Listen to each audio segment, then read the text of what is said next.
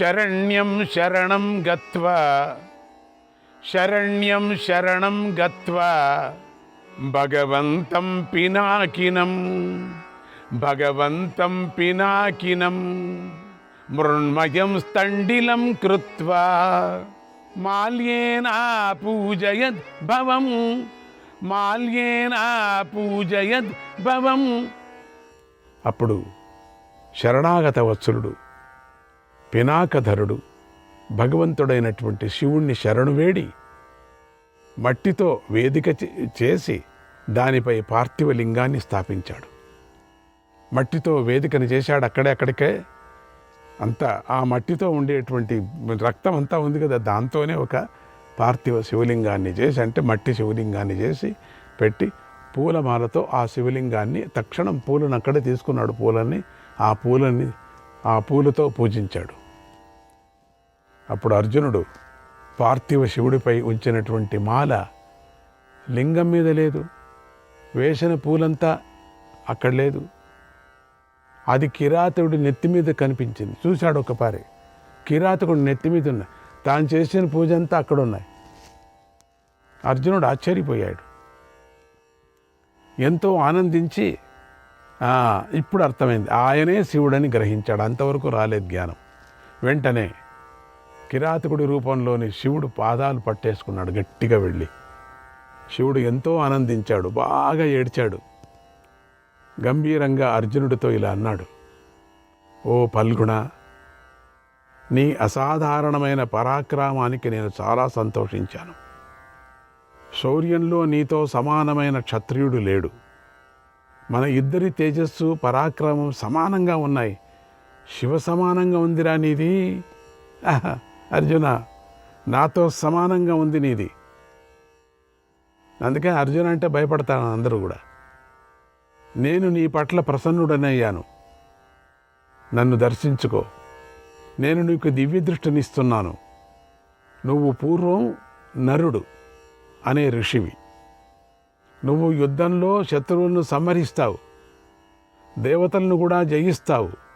నీ పట్ల ప్రీతితో నేను నీకు గొప్పదైన నా పాశుపతాస్త్రాన్ని ఇస్తున్నాను. తాను ఇంతవరకు ఏది చేశాడో దాన్ని ఇచ్చేస్తున్నాను. ఈయన బోలాశంకరుడు కదా, ఈయన దగ్గరికి ఏముంటాయి, ఉండిందంతా ఇచ్చేస్తాడు. పాశుపతాస్త్రాన్ని నీకు ఇచ్చేస్తున్నాను, దాన్ని ధరించటానికి నువ్వే యోగ్యుడు. నా పాశుపతాస్త్రాన్ని ధరించటానికి యోగ్యుడు ప్రపంచంలో ఎవరూ లేరు. నిన్ను పరీక్షించాను, నువ్వే యోగ్యుడు అన్నాడు. వెంటనే కిరాత దంపతులు శివపార్వతులైపోయారు. అక్కడ ఆ పూర్ణమైన రూపం కనపడింది, సాక్షాత్కరించారు. పరివారమంతా అన్నాను కదా, వాళ్ళంతా గణాలైపోయారు. భూత గణాలైపోయాయి, అవన్నీ కూడా శివగణాలైపోయాయి. అప్పుడు అర్జునుడు మోకాళ్ళ మీద నేలపై కూర్చొని శిరస్సు వంచి శివుడికి నమస్కారం చేశాడు. శివుడు పొంగిపోయాడు. అర్జునుడు శివుణ్ణి ఇలా స్తుతించాడు, కపర్దిన్ సర్వదేవేశ భగనేత్ర నిపాతన దేవదేవ మహాదేవ నీలగ్రీవ జటాధర. స్తుతులు అనేక విధమైనటువంటి స్తుతులు చేశారు. దేవా, కపర్దీ, సర్వదేవేశ, దేవదేవ మహాదేవ, నీలగ్రీవ జటాధర, కారణానాంచ పరమం జానే త్వాం త్రయంబకం విభుం దేవానాంచ గతిం దేవ త్వత్ప్రసూతమిదం జగత్. కారణాలన్నిటిలోనూ నువ్వే శ్రేష్టమైన వాడవు. కారణానాంచ పరమం జానే త్వాం త్రయంబకం విభుం, జానే త్వాం త్రయంబకం విభుం, దేవానాంచ గతిం దేవ, త్వత్ప్రసూతమిదం జగత్, త్వత్ప్రసూతమిదం జగత్. కారణాలన్నిటిలోనూ నువ్వే శ్రేష్టమైన వాడువు, నువ్వే త్ర్యంబకుడవు, సర్వవ్యాపివి, దేవతలందరికీ నువ్వే ఆశ్రయుడవు, నీ వల్లనే ఈ జగత్తు పుట్టింది. అజేయస్త్వం త్రిభిర్లోకైః సదేవాసురమానుషైః, శివాయ విష్ణురూపాయ విష్ణవే శివరూపిణే. దేవా, దేవతలు, అసురులు, మనుష్యులతో కూడిన ఈ ముల్లోకాలను నువ్వే అజేయుడవు, ముల్లోకాలకు కూడా నువ్వే శివరూపంలోని విష్ణువు, నువ్వే విష్ణు రూపంలోని శివుడువు, నీకు నమస్కారము. దక్షయజ్ఞ వినాశాయ హరిరుద్రాయ వై నమః, లలాటాక్షాయ శర్వాయ మీడుషే శూలపాణయే, మీఢుషే శూలపాణయే. శంకర, దక్షయజ్ఞం నాశనం చేసిన హరిహర రూపుడివైన నీకు నమస్కారము. లలాట నేత్రుడవు, శర్వుడువు, శూలపాణివి, వర్షణ శీలివి అంటే మేడువు అయిన నీకు నమస్కారము. మీడువు అయినటువంటి వాడు.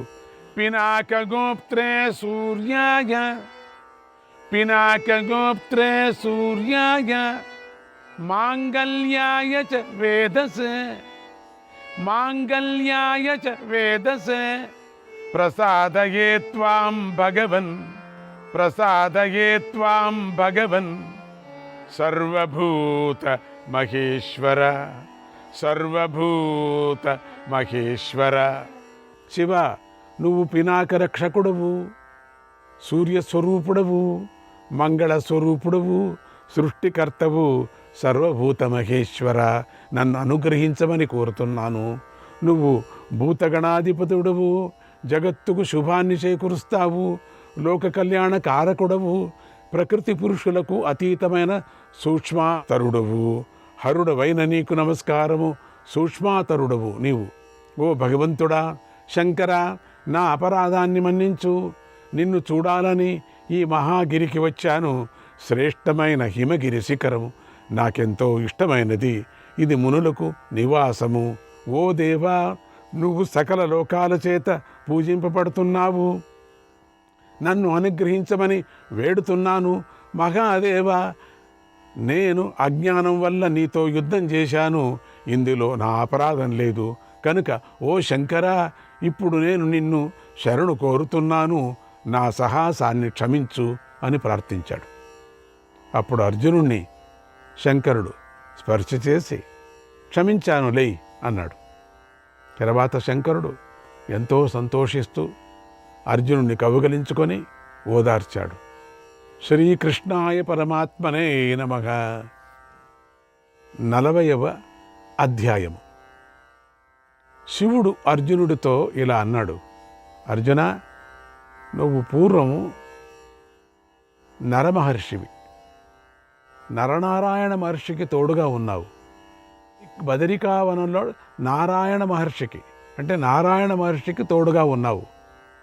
బదరికావనంలో నువ్వు ఎన్నో వేల సంవత్సరాలు ఉగ్రమైన తపస్సు చేశావు. నీలోనూ విష్ణువులోనూ పరమ తేజస్సు ఉంది. మీ ఇద్దరి తేజస్సుతోనే ఈ జగత్తు ధరించబడుతుంది. పూర్వం ఇంద్రుణ్ణి రాజు చేసే సమయంలో నువ్వు శ్రీకృష్ణుడు ధనుస్సులు ధరించి దానవులందరినీ సంహరించారు. ఓ అర్జున, నువ్వు చేతిలో ధరించిన గాంధీవ ధనస్సును నా మాయతో నేను నాలో లీనం చేసుకున్నాను. అక్షయమైనటువంటి తూణీరాలు నీ దగ్గర ఉంచుకో. అది కూడా నేనే మాయం చేశా, నీలో ఉంచుకో అంటే శివుడు ఏమైనా చేయొచ్చు. అక్షయం కాదు, అర్జునుడిని తనలో చేర్చుకోవచ్చు. శివుడితో మనము యుద్ధం చేయటానికి అవుతుందా, విష్ణువుతో యుద్ధం చేయటానికి అవుతుందా అన్నట్టు నీ దగ్గర ఉంచుకో, నీకు ఇచ్చేస్తున్నాను తీసుకో అని తన శరీరం నుంచి ఇచ్చాడు. నీ శరీరం రోగం లేకుండా పవిత్రంగా ఉంటుంది. నీ పరాక్రమానికి నేను ఎంతో సంతోషించాను. నీ మనసులో ఉన్న కోరిక కోరుకో. మానవుల్లో కానీ స్వర్గంలో కానీ నీతో సమానమైన వాడు లేడు. క్షత్రియ జాతిలో నువ్వే అందరికంటే శ్రేష్ఠుడు అన్నాడు. అప్పుడు అర్జునుడు, ఓ ప్రభు శంకర, నా కోరికను నీవు ప్రీతితో తీర్చాలనుకుంటే నాకు నీ దివ్యమైన పాశుపతాస్త్రాన్ని అనుగ్రహించు. దాన్ని బ్రహ్మశిరమని అంటారు. రుద్రుడవైన నువ్వే దానికి దేవతవై ఉన్నావు. అది భయంకరమైన పరాక్రమం కలది. దారుణమైన ప్రళయకాలంలో అది సమస్త జగత్తును నాశనం చేస్తుంది. అంటే అప్పుడు ఇచ్చింది మామూలు అస్త్రం అది, అంతేగాని పాశుపతాస్త్రం కాదు. ఇప్పుడు అడుగుతున్నాడు, కర్ణ భీష్మ కృపా ద్రోణై భవితాతు మహాఘవః భవితాతు మహాఘవః త్వత్ప్రసాదాన్మహాదేవ జయేయం తాన్ యథాయుధి జయేయం తాన్ యథాయుధి. ఓ మహాదేవ, కర్ణుడు, భీష్ముడు, కృపుడు, ద్రోణులతో మహాయుద్ధం జరగబోతుంది. నీ అనుగ్రహంతో వారిని నేను యుద్ధంలో జయించాలి. ఆ అస్త్రంతో యుద్ధంలో నేను దానవులను, రాక్షసులను, భూత పిశాచాలను, గంధర్వులను, నాగులను కూడా దహిస్తాను. ఆ అస్త్రాన్ని మంత్రిస్తే వేల కొద్ది శూలాలు వెలువబడతాయి. అంటే బాణవర్షం వేరే, ఇప్పుడు శూల వర్షం అటువంటిది. భయంకరమైన గదలు కూడా ప్రకటమవుతాయి. సర్పాకారంలో ఉన్న బాణాలు కూడా దాని నుంచి ప్రకటమవుతాయి. ఆ అస్త్రంతో యుద్ధంలో నేను భీష్ముడిని ఎదిరిస్తాను, ద్రోణుడితో పోరాడతాను. నిత్యము కఠినంగా మాట్లాడే కర్ణుడితోనూ పోరాడతాను. ఓ శంకర, ఇదే నా మొదటి కోరిక. నీ అనుగ్రహం వల్ల ఈ కోరిక తీరితే నేను శత్రువులను జయిస్తాను, నేను సర్వసమర్థుణ్ణి అవుతాను అన్నాడు. అప్పుడు శివుడు, ఓ పాండునందన, అర్జున, నాకెంతో ఇష్టమైన పాశుపతాస్త్రాన్ని నీకు ఇస్తాను, తీసుకో. ముందుగానే చెప్పాను కదా, ఇస్తాను, తీసుకో. దీనిని ధరించేందుకు నువ్వే సమర్థుడవు, ఇంకెవరూ కాదు. దీన్నెవరూ ముట్టుకోలేరు, దీన్నెవరూ చూడలేరు, దీన్నెవరూ ఎత్తుకోలేరు, దీన్నెవరూ కట్టుకోలేరు. దీన్ని ప్రయోగించేందుకు, ఉపసంహరించేందుకు కూడా నువ్వే యోగ్యుడవు. దీన్నెవరూ సంధించలేరు. ఇంద్రుడు, యముడు, కుబేరుడు, వరుణుడు, వాయుదేవుడికి కూడా ఈ పాశుపతాస్త్రాన్ని గురించి తెలియదు. ఓ కుంతి కుమారా, తొందరపాటుతో దీనిని ఎవరి మీద ప్రయోగించకూడదు, జాగ్రత్త. అల్పశక్తి గలవారిపై ప్రయోగిస్తే ఇది జగత్తనంతా నాశనం చేస్తుంది. అవధ్యో నామ నాస్త్యత్ర త్రైలోక్యే సచరాచరే మనసా చక్షుషా వాచ ధనుషా చ నిపాతయేత్. చరాచరమైన ఈ మూడు లోకాలలో దీనిచే చంపదగిన వాడంటూ ఎవడూ ఉండడు. ఇది అందరినీ సంహరిస్తుంది. దీన్ని మనస్సుతో కానీ, వాక్కుతో కానీ, ధనస్సుతో కానీ ప్రయోగించి శత్రువును సంహరించవచ్చు, జాగ్రత్త అన్నాడు. ఆ మాటలు విని అర్జునుడు త్వరగా పవిత్రుడై నిర్మలమైన చిత్తంతో శివుణ్ణి సమీపించి, విశ్వేశ్వర, ఆ అస్త్రాన్ని ఉపదేశించు అని కోరాడు. శివుడు రహస్యమైన ఆ పాశుపతాస్త్ర విద్యను, దాని ప్రయోగ ఉపసంహారాలను అర్జునుడికి ఉపదేశించాడు. అంటే అట్లా లేదది, అక్కడ అట్లా కనపడదు. ఆ మంత్రం చెప్తేనే వచ్చి చేతికి పడుతుంది. అది ఆ పాశుపతాస్త్రం పూర్వం శివుడి వద్ద ఉన్నట్లుగా రూపం ధరించి అర్జునుడి దగ్గరికి వచ్చింది. శివుడి దగ్గర ఎట్లా ఉంటుందో అట్లనే అర్జునుడి దగ్గరికి వచ్చేసింది. అర్జునుడు దానిని గ్రహించి ఎంతో ఆనందించాడు. ఆ సమయంలో పర్వతాలు, వనాలు, సముద్రాలు, నగరాలు, గ్రామాలతో కూడిన భూమి అంతా కంపించింది. భూకంపంలాగా అయింది. శంఖదుందుబులు మ్రోగాయి, వేల కొద్ది బేరులు మ్రోగాయి. ఆకాశంలో గాలి తాకిడికి వేగంగా పిడుగులు పడ్డాయి. ఆ అస్త్రం భయంకరంగా మండిపోతూ ఉంది. ఆ అస్త్రం రూపం దాల్చి అర్జునుడి దగ్గరకు రావటాన్ని దేవదానవులందరూ చూశారు. అప్పుడు శివుడు అర్జునుడి దేహాన్ని తాకాడు. శివుడు తాగటం వల్ల అంతకుముందు అర్జునుడికి ఉన్నటువంటి అశుభమంతా నశించిపోయింది. తర్వాత శివుడు, అర్జున, ఇక నువ్వు స్వర్గలోకానికి వెళ్ళు అని ఆజ్ఞాపించాడు. అర్జునుడు శిరస్సు వంచి నమస్కరించి శివుణ్ణి చూశాడు. శివుడు నవ్వుతూ అర్జునుడి గాంధీవ ధనస్సును తిరిగి అర్జునుడికి ఇచ్చేశాడు. అంటే గాంధీవ ధనస్సు అంతవరకు ఇవ్వలేదు, చూశాడు ఒక పర్యం. అడగటానికి ఒక సిగ్గుపడ్డాడు, తాను తెలుసుకున్నాడు, ఇచ్చేశాడు. తిరిగి అర్జునుడికి ఇచ్చేశాడు. ఆ గాంధీవం రాక్షసులను, పిశాచాలను సంహరించగల గొప్ప శక్తి గలది. దాన్ని అర్జునుడు చేతిలో ధరించాడు. అలా అర్జునుడు చూస్తూ ఉండగానే శివుడు పార్వతీదేవితో కలిసి ఆకాశానికి ఎగిరి అదృశ్యమయ్యారు. శ్రీకృష్ణాయ పరమాత్మనే నమః. 41వ అధ్యాయం. పరమశివుడు అర్జునుడికి పాశుపతాస్త్రాన్ని ప్రసాదించాడు. తర్వాత అర్జునుడు చూస్తూ ఉండగానే అదృశ్యమయ్యాడు. అర్జునుడు, నేను మహేశ్వరుని చూశాను, పరమశివుణ్ణి చూశాను. నేను శివుడి చేతిలో తాకాను, ఆయన చేతితో నన్ను తాకారు. శివుడు నన్ను అనుగ్రహించాడు, నేను ధన్యుణ్ణి అయ్యాను. ఇక నేను యుద్ధంలో శత్రువులందరినీ జయించినట్లే భావిస్తున్నాను. నా కోరిక తీరింది, నా ప్రయోజనం నెరవేరింది అని ఎంతో సంతోషించాడు. అప్పుడు దిక్కులన్నీ కాంతులతో వెలిగిపోయాయి. వరుణదేవుడు వైడూర్య వర్ణంతో వెలిగిపోతూ జంతువులతో కలిసి అర్జునుడి వద్దకు వచ్చాడు. జలజంతువులకు అధిపతి అయినటువంటి వరుణదేవుడు నాగులు, నదీదేవతలు, దైత్యులు, సాధ్యులు, దేవతలతో కలిసి వచ్చాడు.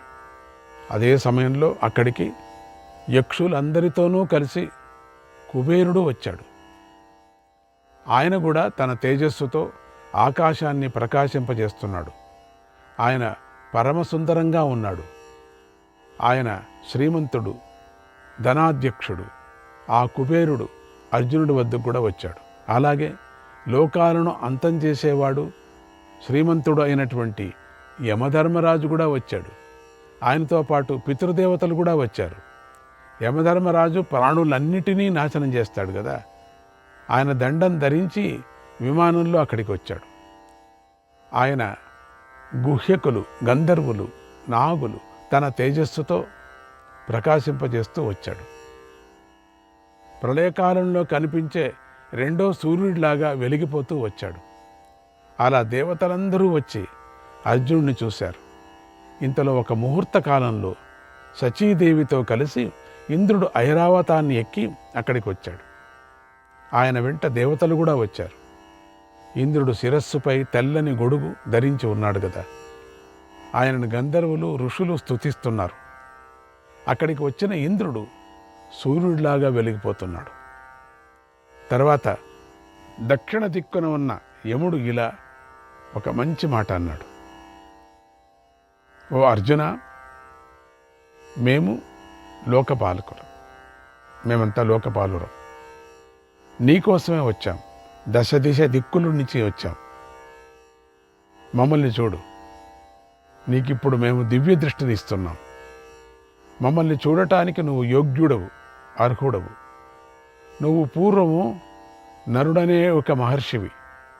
బ్రహ్మదేవుడి ఆజ్ఞానుసారంగా ఇప్పుడు మానవ జన్మనెత్తావు. వసువుల అంశంతో పుట్టిన భీష్మ పితామహుడిని నువ్వు యుద్ధంలో జయిస్తావు. భరద్వాజ కుమారుడైనటువంటి ద్రోణుని కూడా జయిస్తావు. భయంకరమైన రాజులందరినీ కూడా జయిస్తావు. మనుష్య రూపంలో ఉన్న దానవులను జయిస్తావు. నివాతక వచులు అనేటువంటి దైత్యులను జయిస్తావు. నివాతక వచులు అనేటువంటి దైత్యులు. సూర్యుడి అంశంతో జన్మించిన కర్ణుణ్ణి కూడా నువ్వు వధిస్తావు. శ్రీకృష్ణాయ పరమాత్మనే నమః.